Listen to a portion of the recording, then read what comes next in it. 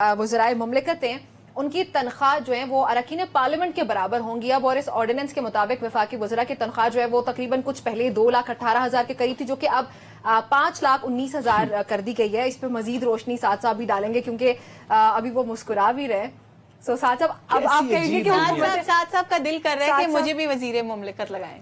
नहीं, या तो वजीर मुमलिकत लगाए ना लगाएं। मैं बिल्कुल भी बाय द वे इसका इत्तलाक 1 जनवरी 2025 से होगा। मैं सिर्फ चाहता हूँ कि तनख्वाह देते हैं, बिल्कुल ना लगाएं। तो जो काम बाकी कर रहे हैं मैं भी वही करना चाहता हूँ कि काम कोई ना करूँ। और नहीं, ये गलत, I take offence in that, ऐसा नहीं है। आई थिंक कि पाकिस्तान की इंटेंड ऑफेंस इन दिस। देखिए जोकिंगली हमने ये बात की। जी प्लीज। गुजारिश है कि ये किसी के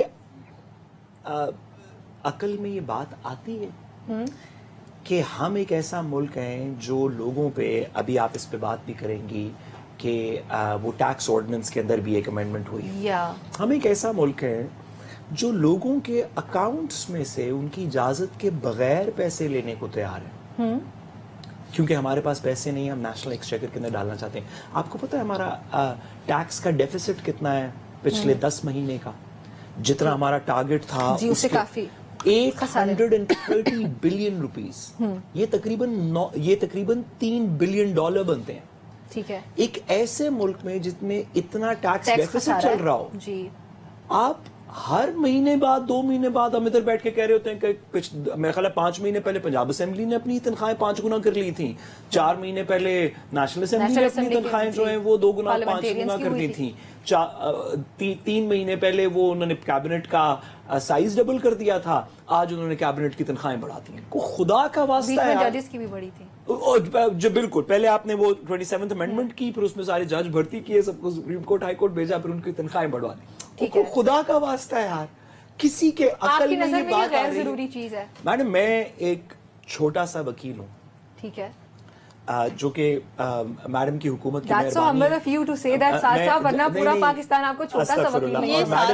मैडम की हुकूमत की मेहरबानी है कि इनकी बादशाही में मेरे पास काम भी उस तरह, लेकिन जो भी 1 रुपया आता है तो अपना खर्चा आप उस लिहाज से करते हैं ना। आप कहते हैं कि मेरे पास 1 रुपया इस महीने, तो मैं इस महीने ये 2 काम नहीं करूंगा क्योंकि मेरे पास 1 रुपया, मैंने अपनी आमदन के अंदर अपने खर्चे चलाने हैं ना।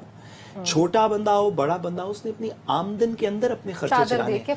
आपकी आमदन आ नहीं रही, यानी कि आपके पास रेवेन्यूज है नहीं, ना फॉरेन रेमिटेंसेस उस तरह आ रहे हैं, आप एक्सपोर्ट्स तो कर ही नहीं रहे, टैक्स के अंदर 830 बिलियन रुपए का डेफिसिट है, तो आप खर्चे अपनी तनख्वाहें बढ़ा के, अपनी मुरादें बढ़ा के आप बढ़ाई जाएंगे, तो क्या मतलब फिर बस अल्लाह को जवाब नहीं देना, क्या चक्कर है? मतलब जब जाएंगे रोजे हशर लगा होगा, क्या कहेंगे? नहीं, ऑर्डिनेंस के अंदर लिखा हुआ था। अच्छा, तो खुदा का वास्ता है कोई। आमना साथ साहब की राय ये है कि गवर्नमेंट जो है वो टैक्स खसारे के साथ चल रही है, एक्सपोर्ट्स आपकी बेहतर नहीं है, सो आप लोगों को क्या जरूरत महसूस है खासतौर पे उस वक्त जहां पे ऑलरेडी इतनी कशीदगी चल रही है हमारी भारत के साथ? लेकिन मैं इसके ऊपर एक थोड़ी सी सख्त मिसाल दूंगी, और अभी साथ साहब उछलने वाले हैं लेकिन मुझे साथ साहब की बात ना कुछ ऐसी साउंड की जिस तरह बहुत सारे मौलानाज को मैंने सुना, तो वो कभी कभार जब रमजान होता है ना खास तौर पे, तो वो कहते हैं कि तुमने नमाज नहीं पढ़ी तो तुम्हें रोजा रखने का क्या फायदा है।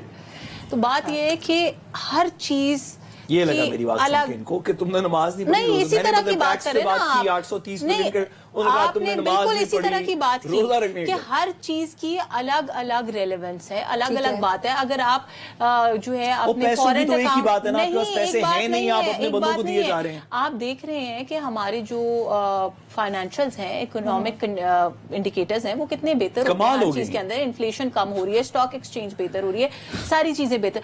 अब उस चीज को इससे लिंक करना, और थैंक यू वेरी मच, इन्होंने खुद अपनी बात में कहा कि तनख्वाहें तमाम असेंबलियों की बढ़ाई गई, तनख्वाहें जजेस की भी बढ़ाई गई, तनख्वाहें गरीब आदमी की भी बढ़ाई गई। मैं उसी पे आ रही हूँ, तनख्वाह मिनिमम वेज रेट भी बढ़ाया गया, अभी अगले बजट में और बढ़ाया जा रहा है मिनिमम वेज रेट। तो मैडम आप मुझे बताइए, एक्चुअली 34,000 है, पंजाब में 36,000 पंजाब की 36,000। आप मुझे बताइए कि आपके ख्याल में, अच्छा ये इंक्रीज कितना था, जरा ये भी बताइए। हम दोबारा इंक्रीज करने जा रहे हैं। सॉरी, ये बाय द वे तकरीबन 7.5% के करीब इंक्रीज था।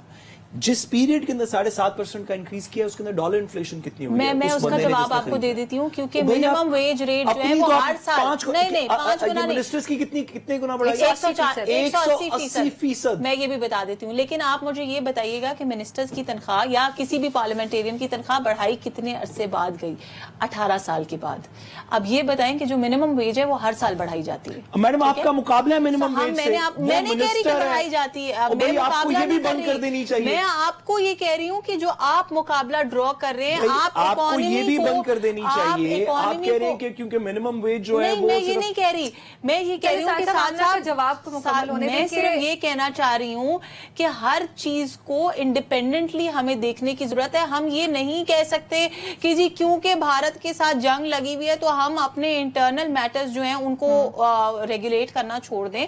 और मैं सिर्फ ये बात एक सेकंड मुझे बताइएगा, एज ए पार्लियामेंटेरियन मैं ये बात कोई सिर्फ क्योंकि ये पार्लियामेंटेरियंस की या मिनिस्टर्स की बात हो रही है इसलिए नहीं कह रही। मैं ये समझती हूँ कि तमाम पाकिस्तान के अंदर जो पब्लिक सेक्टर है उसके अंदर तनख्वाहों का कम होना एक बड़ा मेजर इशू है और उसको केटर करना चाहिए।